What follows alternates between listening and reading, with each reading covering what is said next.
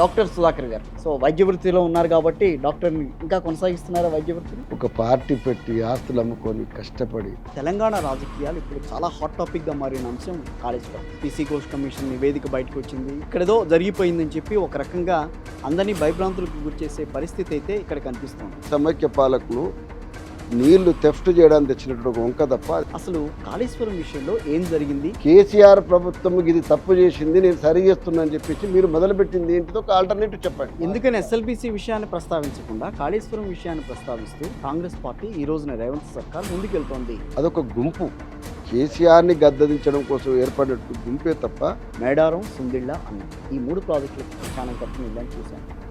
జరిగింది తక్కువ, ప్రచారం ఎక్కువ. ఈ తెలంగాణలో ఉన్నటువంటి మొత్తం మీడియా ఫ్రంట్ పేజీలో మొత్తం ఇదే గోల తప్ప ఇంకేమైనా. నిన్న ఉత్తమ్ కుమార్ రెడ్డి గారు మాట్లాడుతూ కూడా అదే అన్నాడు. ఆయన కూడా అది పనికిరాని ప్రాజెక్టు అని చెప్పని అన్నారు. ఈటల రాజేందర్కి అంత ఇంత నిజాయితీ ఉన్నది కాబట్టి తెలంగాణ కోసం కష్టపడ్డాడు కాబట్టి అట్లెట్లుంటుందండి. నిజంగా దాంట్లో తప్పు జరుగుంటే గనక అది తేల్చాల్సింది గవర్నమెంట్. ఇక్కడ ఉన్నటువంటి ప్రభుత్వానికి ఇంకా మళ్ళా రాము అనేటువంటి మూడ్లోకి వాళ్ళు వెళ్ళిపోయినారు. సుధాకర్ గారు కాంగ్రెస్ పార్టీలోంచి ఎందుకు బయటకు వచ్చారు? నా జీవిత కాలంలో అతిపెద్ద ఇన్సల్ట్ ఏంటంటే కాంగ్రెస్ పార్టీలో